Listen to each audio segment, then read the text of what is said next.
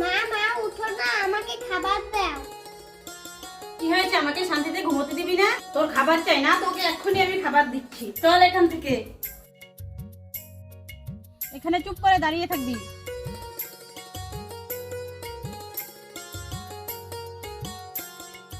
এই গাছে সারাদিন বাঁধা থাকবি, তারপর খাবার পাবি।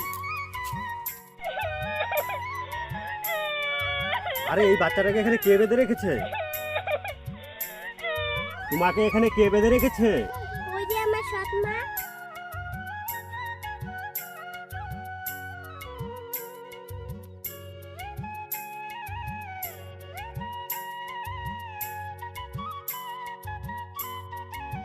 আরে সোনা, তুমি আমার সাথে আমাদের বাড়ি যাবে? হ্যাঁ আঙ্কেল, আমি যাব। তুমি আমার সাথে আমাদের বাড়ি চলো, সেখানে তোমাকে আমি পেট ভরে খেতেও দিব, আবার স্কুলেও পড়াবো। লোকটি বাচ্চাটিকে বাড়িতে নিয়ে গিয়ে কাজটি ভালো করলো না খারাপ করলো আপনারা অবশ্যই কমেন্টে লিখে জানাবেন।